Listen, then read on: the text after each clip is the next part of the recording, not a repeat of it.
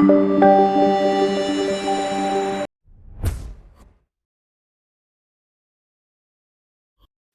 buenas, ¿qué tal? ¿Cómo están? Bienvenidos a este contenido, a este podcast, ¿no? Que pone voz a nuestros científicos y científicas, a nuestras investigadoras e investigadores, ¿no?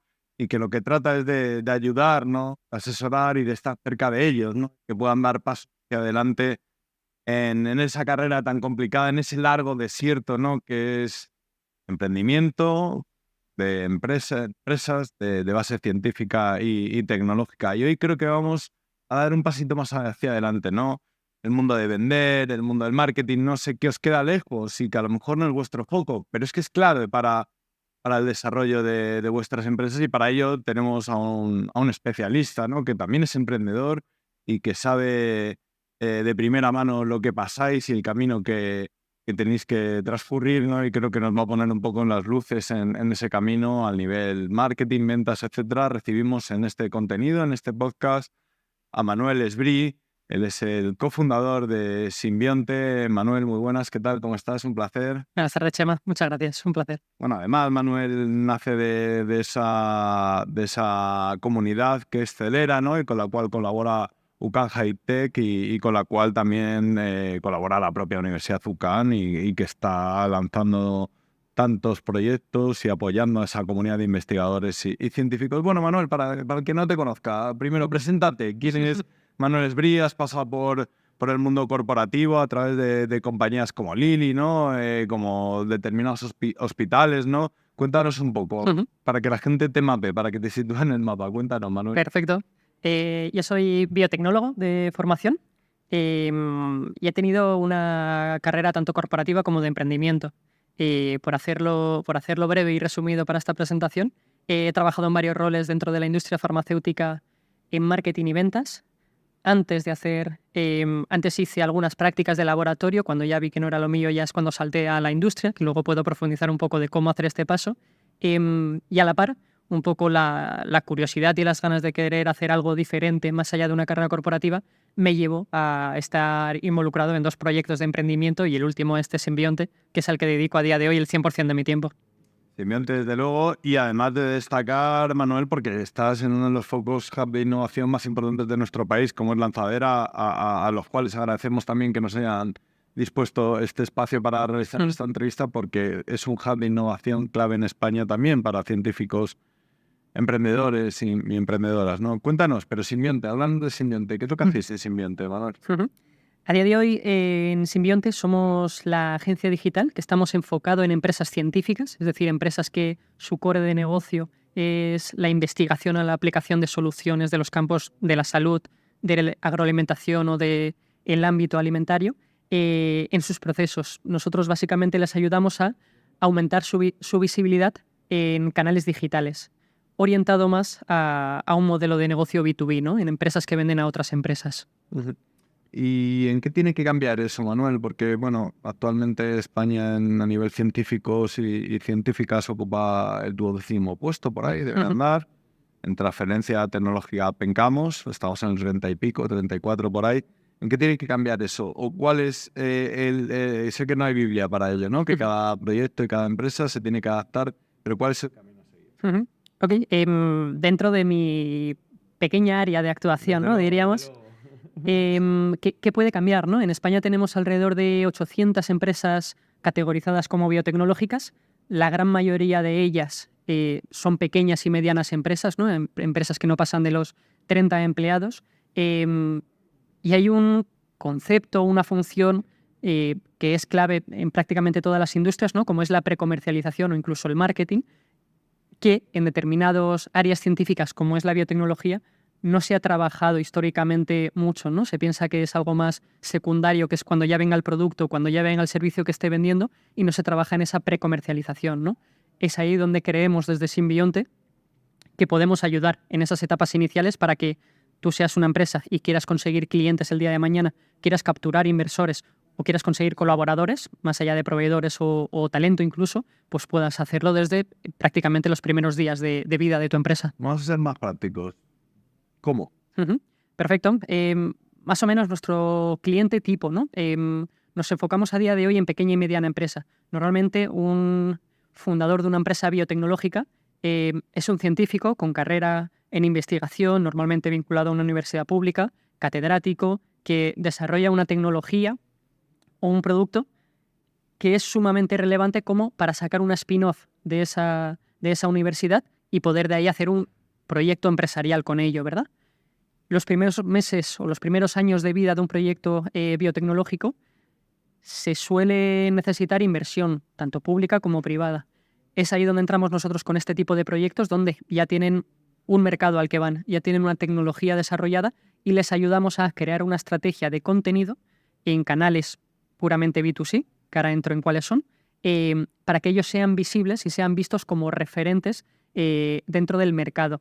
Ellos ya son referentes a día de hoy en su mundo académico y mundo científico, relacionado con publicaciones, todo el tema académico, Patentes, pero tesis, etcétera. totalmente tendrán múltiples publicaciones, por supuesto, y son muy reconocidos en partes de congresos, y lo que nosotros estamos intentando es trasladar esa referencia, ¿no?, que ya son ellos mismos, trasladarlo a canales digitales para todos los públicos dentro del sector empresarial. ¿Y cómo se lo haces ver a esos científicos y científicas? Porque es complicado. Totalmente. Lo primero con datos, ¿no? Por supuesto. Por suerte ya en Simbionte digamos que los primeros clientes ya los hemos conseguido. Hemos trabajado con más de 30 empresas en los últimos 2 años, con lo cual ya tenemos datos, ¿no?, que avalan que trabajar en aumentar la visibilidad online te va a ayudar a ciertas métricas, ¿no?, para aumentar tus oportunidades de ventas. Eso es lo primero, ¿no? En la labor en la que estamos y con la cual empezamos Simbionte fue en educar a ese científico tipo que acaba sacando una empresa biotecnológica, Sí. que la visibilidad online le va a abrir las puertas, ¿no?, que le va a aumentar sus oportunidades de venta, sea porque en congresos van a reconocerlo, porque aumenta su visibilidad en LinkedIn y recibe mensajes de potenciales colaboraciones o gente interesada en trabajar en su empresa, etcétera, etcétera. ¿Y cómo llegas a convencer de que le tienen que dedicar tiempo? Porque sí que es verdad que tantos científicos y científicas están permanentemente en su laboratorio, incluso ya hablaremos a lo largo de este contenido de transferencia tecnológica, ¿no?, que creo que también es interesante, ¿no?, de cómo pasar, pero ¿cómo logras que cambien el chip? Me has dicho con datos, que me parece muy interesante, me parece un dato, valga la redundancia, bastante importante, ¿no? Pero Totalmente. ¿cómo dan el cambio? ¿Cómo dan el paso? Porque sí que es verdad que un científico o una científica no nace con el prisma del marketing, no nace con el prisma de las ventas. Es más, su objetivo seguramente no sea tanto vender, o su visión no sea tanto vender, como si transformar el mundo, cambiar el mundo a través de su patente, de su tesis o de su estudio. Totalmente. Hay perfiles para todo, ¿no? Pero el perfil más común que nos encontramos justamente es este científico, ¿no?, más enfocado en el desarrollo clínico, y que todo lo que no sea desarrollar su tecnología es más un problema que un trabajo que hay que hacer para que su ciencia llegue a mercado, ¿no? Entonces, nosotros dentro del área del marketing, que normalmente en etapas iniciales de las empresas suelen ser un problema para estos fundadores, lo que vamos es con una propuesta de valor muy clara. Nosotros como equipo, tanto como con equipo, básicamente trabajamos en 2 líneas, ¿no? Una, asegurar un rigor científico Sí. elevado de cara a los contenidos que vamos a estar trabajando por esa empresa, y para ello tenemos un equipo científico dentro de Simbionte con nivel de doctorado, y es ahí donde nos estamos enfocando. Qué guay. Y 2, el reducir al máximo el tiempo de dedicación que tiene que hacer este CEO, este fundador o este director de marketing de una empresa biotecnológica para revisar nuestros contenidos. Uno de los grandes dolores de cabeza que tienen estos perfiles a día de hoy es trabajar con agencias más generalistas, donde tienen que estar continuamente revisando los contenidos desarrollados que tocan más la parte científica de las marcas, ¿no? Es ahí donde entramos nosotros, con equipo científico de alto nivel doctorado, y con procesos que hagan reducir el tiempo de dedicación que nos tienen que hacer ellos. ¿Y cuáles son los errores más comunes que ves en estas fases en las que entráis a trabajar, tanto por exceso como por defecto también, claro? Sí. Hay uno con el que hemos aprendido sin duda a palos, diría, y a encontronazos, ¿no? Que es, No te voy a pedir que lo menciones. No. Que es justamente cuando vendemos nuestro servicio, ¿no? Ahora lo enfocamos directamente a aumentar tu visibilidad online, ¿no? Y el objetivo de trabajar una estrategia de marketing de contenidos no es vender, ¿no? Eso es un objetivo indirecto que te va a ayudar, ¿no? Te va a ayudar a aumentar tus oportunidades de venta. Pero ese primer paso, en efecto, es el trabajar esa estrategia de marketing de contenidos. Te va a ayudar a posicionar tu marca en un mercado concreto, ser visto como referente y estar presente siempre.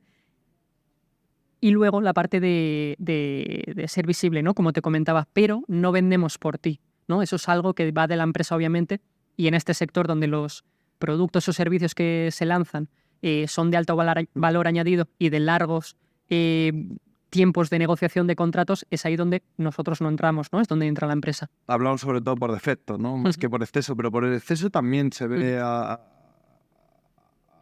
determinados CEOs de compañías de base científica, ¿no? Que a lo mejor llegan a rozar la paranoia a nivel de marketing de locura, ¿no? De creerse, no sé, con su bata, con tal. También hay que tener mucho cuidado con eso. ¿Cómo se combate eso? Totalmente. Como en todo, en el equilibrio está la virtud, ¿no? Nos ha pasado mucho de quedarnos largos por exceso de contenido lanzado con los clientes. Al final lo que estamos buscando primar para con nuestros clientes y lo que creemos que tiene sentido es buscar el equilibrio, primar más la calidad que la cantidad de contenidos que se hagamos, ¿no? Y sobre todo, nosotros nos ha pasado como al contrario que pasan algunas agencias, ¿no? Agencias suelen abrir sus servicios para dar más servicios cada vez a los clientes. Nosotros nos hemos dado cuenta que en nuestro sector y en nuestro caso particular tiene sentido cada vez reducir más los servicios que estamos haciendo para únicamente ofrecer a un cliente algo que nosotros vemos que tiene impacto luego en su negocio, bien sea porque aumentan las oportunidades de venta o bien sea porque el cliente luego reconoce ese trabajo que estamos haciendo. Si fuera un proyecto como te habrás encontrado sin financiación, en el cual tú al final tienes una empresa y tienes que comer y no tenga tanta pasta para invertir en simbionte, ¿qué visión tienes? ¿Qué primeros pasos tiene que dar? Porque al final no deja de ser una persona que está encerrada en su laboratorio, encerrada en tal que lo último que quiere es mostrarse, ¿no? Y creo que cae en el error por su bien, no por el bien de los demás. También por el bien de los demás, ¿no? Porque al final está haciendo un bien a la humanidad, ¿no? Que con sus creaciones, ¿no? Pero ¿qué le recomendarías? Totalmente, ¿no? Y yo he sido científico.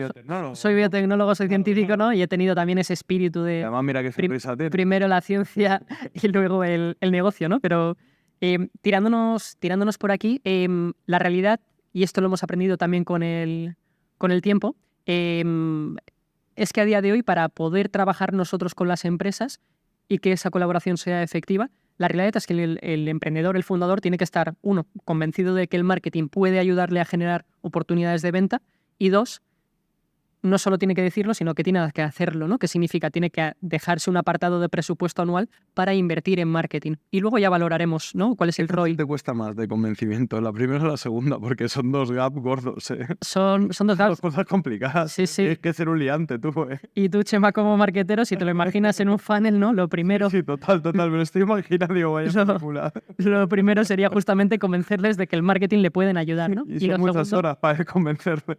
de que tienen que invertir en ello. No son muchos. La realidad es que a día de hoy, te comentaba, hay 800 empresas en España, llevamos 2 años trabajando y hemos trabajado solo con poco más de 30 empresas, ¿no? Con lo cual aquí tenemos, yo siempre lo digo con el equipo, tenemos todo campo y la labor principal que tenemos que hacer nosotros, justamente este espacio, ¿no? Que te lo agradezco, que nos puede servir para ello, es un poco educar en que el marketing también es para el sector científico. Como es lógico, ¿no? Y es para todos los sectores. O sea, al final tienes que vender y vender. Si no, bueno, puede ser muy bonito el bien que hagas por el mundo, pero si no llegas a la venta o no llegas a tu target, ¿no? Al final es una pena, ¿no? Oye, Manuel, y en torno a esto también, coméntanos un poco, siempre hay una disputa ahí también a nivel empresas de base tecnológica incipientes, ¿no? Que acaban de nacer, no son Coca-Cola, no son el IE, no son UCAM, o sea, son pequeñas marcas, ¿no? Al final, tú en esta fase que tú entras a trabajar con empresas de base científica y tecnológica, ¿qué recomiendas más? ¿Explotar más al científico o explotar más la marca que va detrás, que normalmente suele ser inífuga? O sea, da igual A o B. Sí. Es una pregunta muy interesante, ¿no? Y se nota que vienes del ámbito del marketing. Es algo que nosotros mismos hemos descubierto. Al inicio de todo, llevamos alrededor de 2 años trabajando con Simbionte. Al inicio, lo que hacíamos con marketing de contenidos era enfocarnos única y exclusivamente en la parte de la marca, ¿no? A día de hoy, desde hace apenas 6 meses, en la estrategia de marketing de contenidos que hacemos para la marca dentro de LinkedIn, incluimos no solo contenido para la página de marca, para la página principal de la propia marca, sino también en lo que llamamos empleados clave, ¿no? Que básicamente son figuras de fundadores, C-level, ¿no? Directivos o personas que van a ser la cara visible de la empresa, y para esas personas también les ayudamos a generar contenido y que ellos se posicionen como los referentes de la marca, ¿no? Porque al final van a ser mismamente los representantes de la marca y a lo que los potenciales clientes, colaboradores, inversores van a acudir para abrir conversación. La verdad es que cuesta mucho, Manuel, cuesta mucho, pero sí que es verdad que lo que tenemos que hacer tú y yo hoy aquí en este podcast es en que se lancen, ¿no? Y que creen su propia marca personal a través de su conocimiento, que como su conocimiento no hay ninguno, ¿no? Yo creo que eso es clave. Pero en esa construcción de marca personal me gustaría que recomendaras cuándo hay que empezar. Desde luego que cuando te llamen a ti, ¿no? Si eso está claro, pero yo creo que una construcción de marca personal requiere muchos años, ¿no? ¿En qué momento crees tú que se tienen que lanzar a la piscina, aunque sea en ese inicio, ¿no? Sí. De siempre.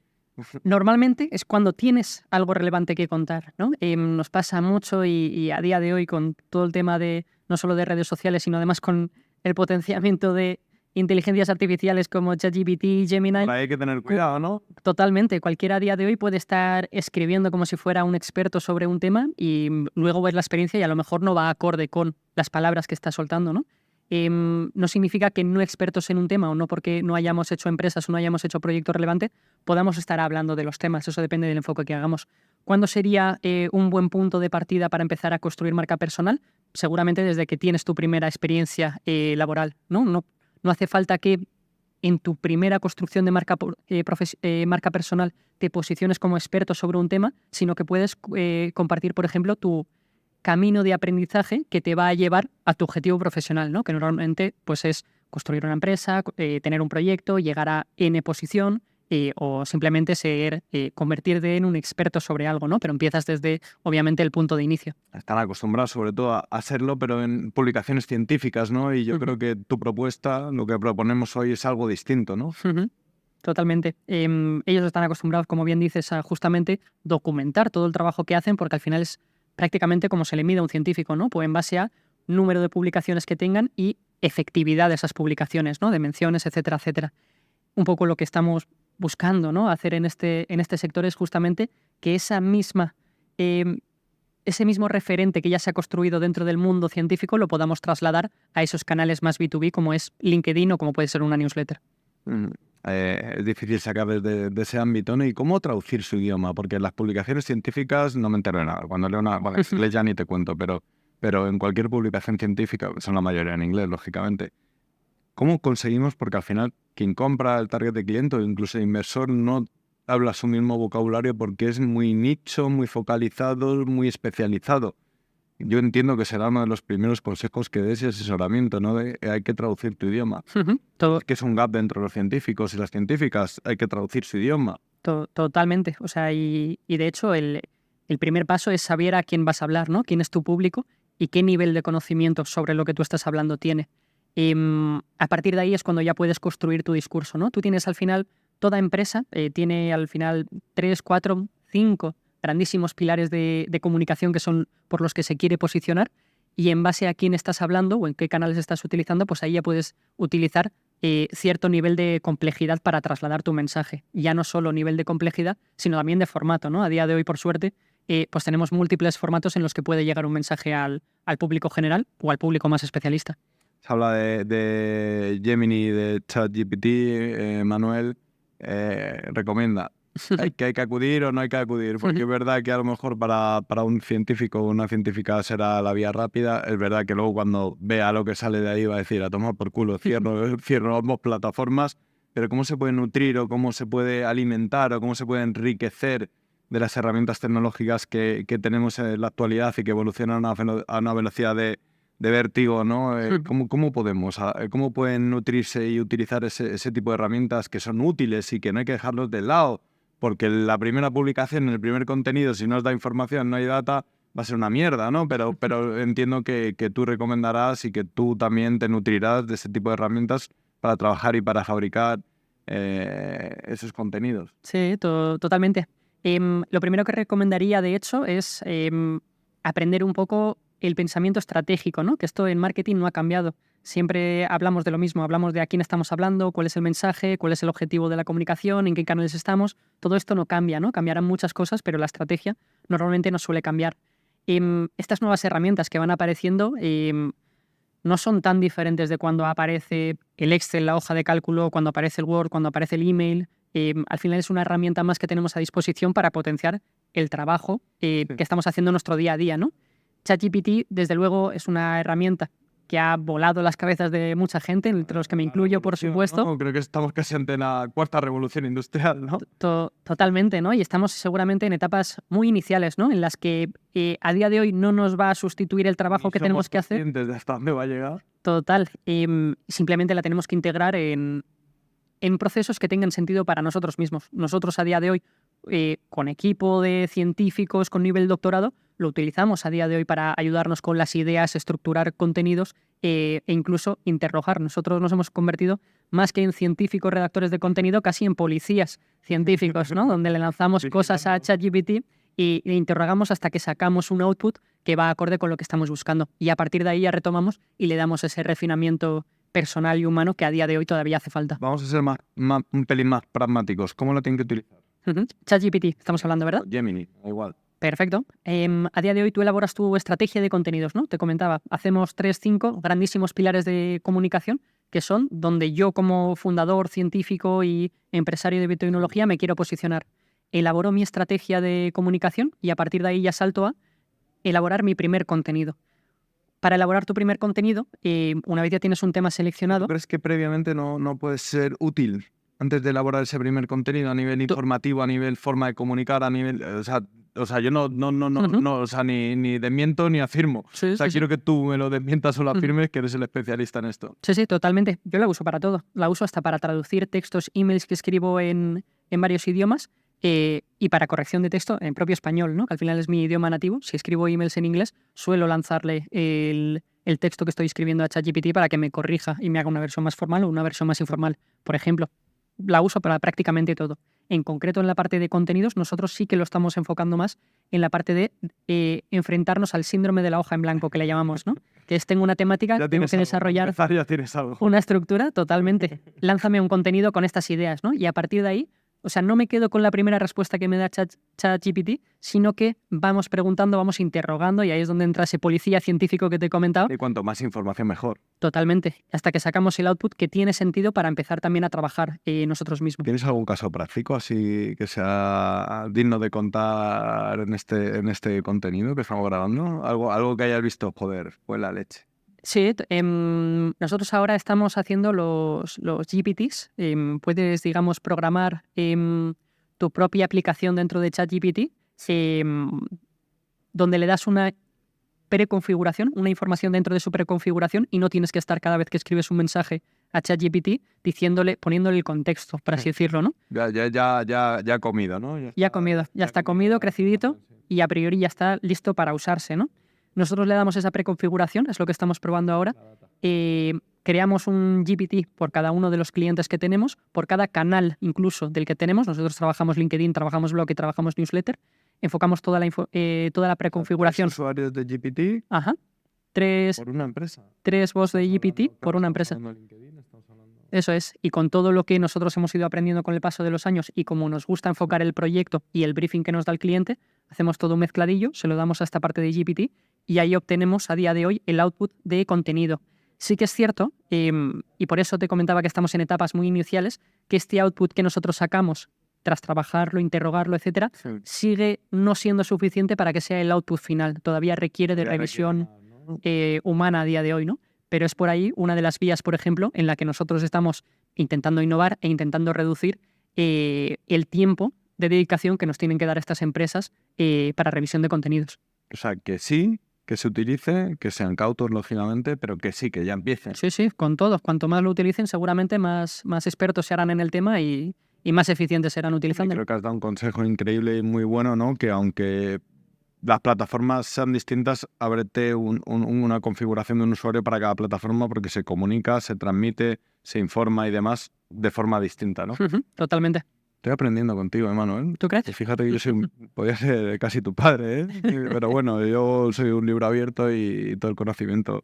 Esa es la buena actitud. Sí, desde luego. Oye, y coméntanos un poco, porque hablamos del marketing de darse a conocer, va muy ligado a la venta, ¿no? Pero sí que es verdad que un investigador y un científico, ¿no? No donde pierde la partida, pero sí que se pierden muchas, es en tener dos caminos distintos, ya sea el de su estudio, su investigación, su tesis, con el Product Market Fit, con el momento de la venta, con la atracción, ¿no? Que muchas veces se llevan hasta sorpresas de esto no era lo que quería, esto no era para lo que me he tirado 15 años estudiando. ¿Hacia dónde hay que caminar en eso? ¿Hacia la venta? ¿Cómo le configuras tú la mente a un investigador, a un científico de que tiene que cambiar mucho su mentalidad si quiere ir a la venta? Que su idea no es la que va a vender en el mercado, sino es otra y hay que vender a base de una serie de contenidos ajenos, llámalo ajenos, distintos a lo que él o ella piensa. Sí. Ha sido todo un proceso, además, descubrir Ya me imagino. Sí, cuéntamelo. Ese modelo, ¿no? Que nos lleva a transmitirlo luego al cliente y que creemos que puede tener sentido para este sector. Nosotros a día de hoy, toda la parte de marketing de contenidos que estamos haciendo, te comentaba que era para aumentar la visibilidad digital de estas empresas y es lo que preconcebimos como precomercialización, ¿no? Lo que le estamos diciendo a los fundadores es, oye, no te esperes a tener ya el producto listo para lanzar a mercado, el servicio ya listo para vender a tus clientes, porque el día que lo lances te vas a quedar igual. O sea, no va a venir nadie, a no ser que tengas una grandísima innovación, ¿no? Pero normalmente los clientes no vienen llamando a la puerta para sacar los billetes y querer comprarte el producto. Lo que tienes que hacer es trabajarlo con bastante antelación. Y en esa parte de precomercialización, que es donde entra el marketing y donde entra el marketing de contenidos y la construcción de marca, es donde estamos entrando nosotros con esa estrategia de marketing de contenidos, ¿no? Donde no hay solo un enfoque comercial, que por supuesto también lo hay, pero hay un enfoque también de marca para posicionarse como experto en un sector y en un tema concreto. Pero ¿cómo asumen desde ese estudio, de ese principio, ¿no? Que tienen ellos a las posibilidades que puede pivotar? Porque muchas veces la idea pivota hacia el lado contrario y tienes que ir al Product Market Fit, es el momento y no vas a dejar de desaprovechar el tren porque está pasando por la puerta de tu casa. ¿Cómo distingues tú esa finalidad de su propio estudio con esa finalidad de venta? ¿Cómo se puede distinguir? Porque al final en etapas tempranas es muy difícil, ¿no? Sí, totalmente. Por eso nos enfocamos mucho en que sean referentes dentro de un sector o un nicho de mercado. Muy abierto. No focalizáis a saco. No focalizamos también, pero con el contenido más comercial, ¿no? Sabemos, y nos pasa a nosotros mismos, ¿no? Que cualquier empresa puede pivotar y pivotará a lo largo de su vida útil.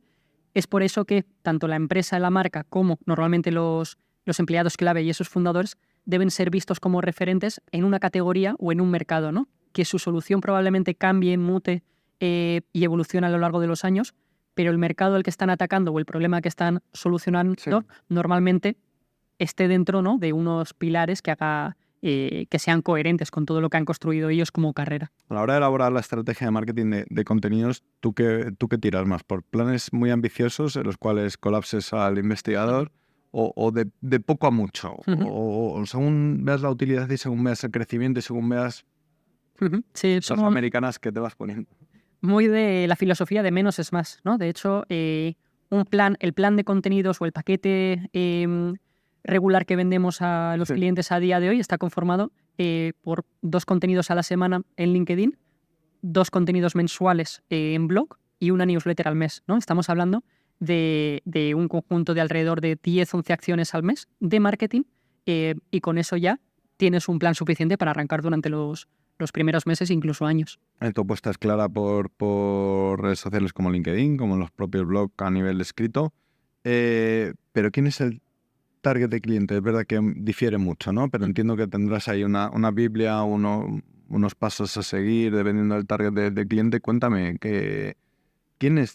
¿hacia quién comunican? Porque eso es clave, ¿no? A la hora de elaborar una estrategia, ¿no? Y entiendo que también te hará cambiar en muchos casos el plan a seguir. Totalmente. Algo que también hemos descubierto en estos 2 años justamente, ¿no? Estoy dando al clavo con todas, ¿eh? Hay una gran diferencia, ¿no? Entre empresas que venden a consumidor final, lo que se conoce como modelo de negocio B2C, con empresas que venden a otras empresas, ¿no? Incluso los B2B2C, ¿no? Que en tu caso, en el sector biotecnológico será así, ¿no? Hay un intermediario, un stakeholder quien te compra, pero al final vas a público final o a un target de una serie de usuarios que pueden sufrir una enfermedad o lo que sea. Totalmente. nosotros a día de hoy, con la corta vida que llevamos, ¿no? Donde vemos que tenemos palancas para mover la aguja, es en el modelo de B2B, ¿vale? A día de hoy, independientemente de que la empresa sea B2B, 2C o sea puramente B2B, nos enfocamos en la parte más B2B, en la de construir marca en un ambiente profesional donde se vende a otros profesionales Sí. y que estás en canales inversores, ¿no? Al profesionales. final O también hay inversores, gente que eso es. busca inversión, ¿no? Eso es, que al final los canales, por suerte para nosotros, dentro del mundo biotecnológico los canales son bastante acotados, ¿eh? El mundo profesional se mueve principalmente en LinkedIn, el mundo de inversión está principalmente en LinkedIn y eventos, y luego ya pues utilizamos también esa parte de blog y esa parte de newsletter con otros fines dentro del marketing, una vez ya hemos capturado a una base de datos. ¿Y cómo difiere esa estrategia de contenido si va dedicada hacia un inversor, hacia el cliente final? Normalmente por lo que tú quieres... Cliente final también me refiero a B2B, ¿eh? No. Sí, totalmente. Sí, por lo que tú quieres comunicar como empresa y conseguir como empresa, ¿no? Hablando de casos reales, por ejemplo, tuvimos una empresa que todavía no puedo decir el nombre, a principios... Familia, ¿eh? A principios... no puedo por NDA todavía. Fue a principios de año, estuvimos trabajando con ellos durante apenas 4 meses, ¿no? Ellos lo que estaban buscando era una spin-off de una universidad, fundador, equipo de fundadores científicos, catedráticos, Sí. y lo que estaban buscando era justamente levantar dinero privado además. Estaban buscando o un fondo de inversión o un capital riesgo o directamente un socio industrial. En 4 meses trabajamos con ellos la visibilidad. La verdad que nos fue muy bien los O sea, a nivel datos. resultados, ¿no? Entiendo. O sea, conseguimos alrededor de 30.000 impresiones para la página de marca dentro de LinkedIn, que fue, en comparación con otras marcas que llevamos, fue mucho. Qué bueno. Y a los 4 meses ya tenía un socio industrial y a las pocas semanas de haber iniciado el contacto ya tenían un term sheet encima de Guau. la mesa y están cerrando la operación, por eso digo que no puedo comentar el caso, ¿no? Y todo esto fue por aumentar la parte de las visibilidades, De la por visibilidad. supuesto. O sea, fue una cosa más dentro del trabajo que ellos hacían de acudir a eventos, acudir a pitches y, por supuesto, pitchear a inversores. Me parece uno de los grandes errores de las propias universidades dentro de la transferencia tecnológica, ¿no? Que todavía queda mucho por trabajar, ¿no? Y queda mucho por decir y se está transformando, sobre todo en entidades como la propia UCAM, ¿no? Que han asumido y quieren liderar el tema de la transferencia tecnológica en nuestro país, Manuel. Pero esos centros de conocimiento, llámese universidades, llámese centros de investigación, no terminan de ver claro lo del tema de ventas, darse a conocer y demás, ¿no? Prefieren estar casi encerrados en un laboratorio que la parte más comercial, que la parte más de ventas, que la parte más de crear una empresa, que la parte más de crear una empresa para dar de comer a tu familia, ¿no? Y creo que eso es algo que en países anglosajones lo tienen bien clarito, en el norte de Europa también y demás, ¿no? Pero aquí no lo terminamos de...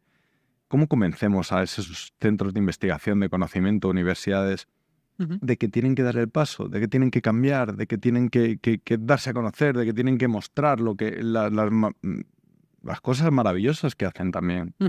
Sí, totalmente, porque además las hacen. Quizás ahí esté bastante kit de la cuestión, ¿no? Porque muchos investigadores o científicos no querrán dar este paso hacia, oye, Manuel, te quiero a mi lado, solo por la esfera en la que están metidos del centro de conocimiento de universidad en la que están. Sí. Y, es importante esto.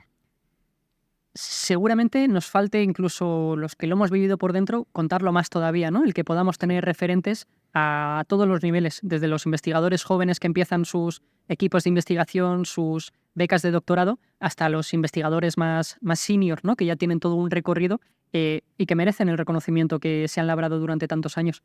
Seguramente eso, nos falte trabajar en la parte de referentes. Por ponerte un ejemplo, hace un par de semanas estuvimos aquí en Valencia, cerquita. Hay un hub que se llama BioHub, que es una especie de centro de innovación dedicado a empresas de biotecnología. Creo que hay alrededor de 20 alojadas aquí cerquita de Lanzadera. Ellos celebran cada año lo que llaman la Noche de la Biotecnología, ¿no? Que dicho así no parece Yo muy quiero ir a sexy. esa fiesta. No parece muy Tiene sexy. que ser la fiesta del siglo, ¿eh? Tiene que haber unos cócteles ahí. Claro. Era mi pensamiento. San Francisco con... La organiza, de hecho, con ASEMIR, Bromuro. que es la Asociación de Biotecnólogos de Valencia. Y para mi sorpresa te diré que el evento Gente fue crack, que hay ahí detrás, ¿eh? espectacular. O sea, fueron 3 horas de evento en el que estuvimos sentados. Se habló de ciencia, pero sobre todo fue un evento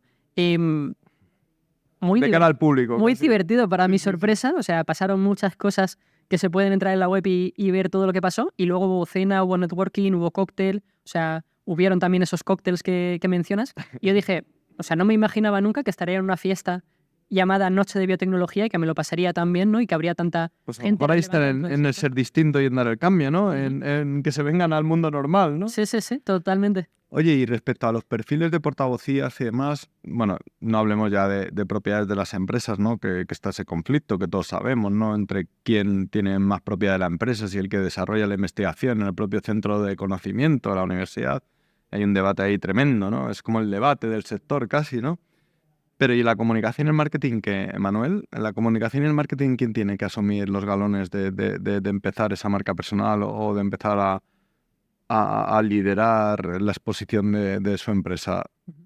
La universidad, el centro de conocimiento, el propio investigador, Ujú. el profesor, el catedrático que ha tenido la idea, ¿quién? Yo creo que los propios centros, ¿o no? Las propias universidades, porque Pero eso al no lo final hacen. casi salimos todos de ahí, ¿no? No creo que tengan que ser ellos los encendedores de esta construcción de marca personal, ni mucho menos. Sí que veo que tienen oportunidad de informar, educar más, ¿no? A día de hoy hay mucha gente en cualquier ámbito, en cualquier sector, no solo el biotecnológico. Seguro que hay referentes que hayan construido marca personal alrededor de su trabajo y que puedan contar su historia y los primeros pasos. Ellos pueden encender esa llama en los jóvenes investigadores y luego creo que también hay responsabilidad de los propios investigadores o incluso de los centros el que se potencie la construcción de marca personal y porque están convencidos de que potenciando su marca personal, su marca de empresa, van a generar más oportunidades de venta. Sí, pero en muchos casos les da miedo Ujú. por el centro de conocimiento al que pertenecen, por no llamar más la atención de lo debido. ¿Cómo se combina eso? Sí.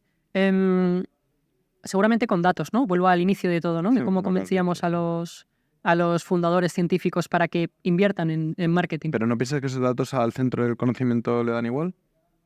Al centro de conocimiento puede ser que le dé más igual o no, no me voy a mojar ahí. Estoy seguro que a los investigadores no. Yo he tenido, cuando he hecho prácticas en centros de investigación, he visto las horas que trabajan los investigadores y cómo sufren y cómo sudan prácticamente sangre por conseguir becas, financiación para sus equipos de investigación. Y estoy seguro de que si ellos vieran referentes, vieran ejemplos reales como esta empresa que te comentaba anteriormente que les solucionará la vida, seguramente, si ven esos ejemplos y esos casos reales, ellos también dirán, yo también quiero eso para mí, para mi grupo de investigación, ¿qué tengo que hacer o qué puedo hacer para conseguirlo?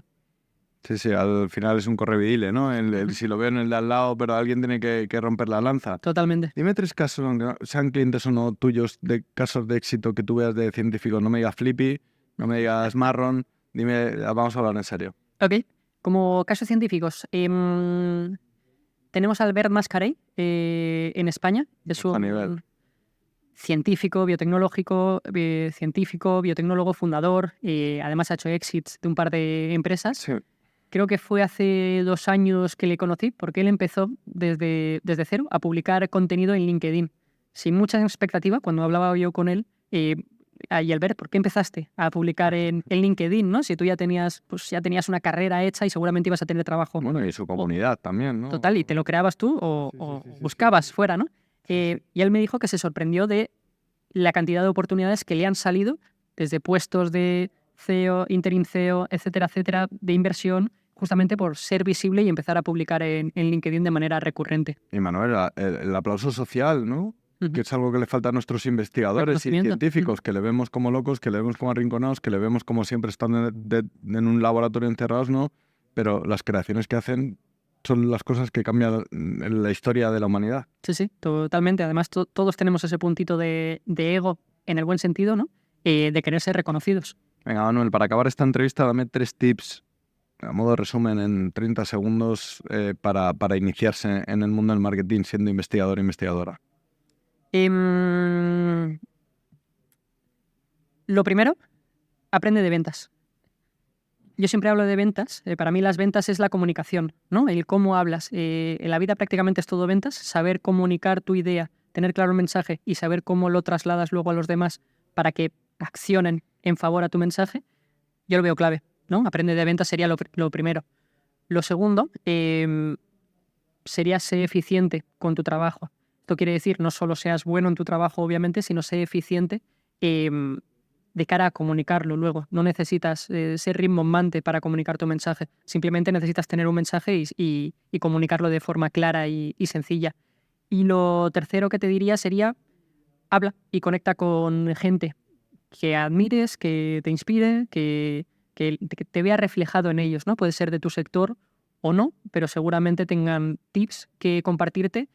Y lo más fundamental de todo, seguramente serán como una llamita de inspiración que te active a hacer algo. Y hacer eventos, ¿no? Que son grandes generadores de buen contenido, ¿no? Totalmente, a todos nos gusta conocer gente. Manuel Esbrí, me gusta tu idioma, ¿eh? Eso todos los científicos lo tienen que traducir, ¿eh? Veremos si lo conseguimos en los próximos años. Manuel Esbrí, el cofundador y co-CEO de Simbionte, muchas gracias. Un placer poder pasar este ratito contigo. Ha sido un placer, Chema. Muchas gracias a todos. Gracias.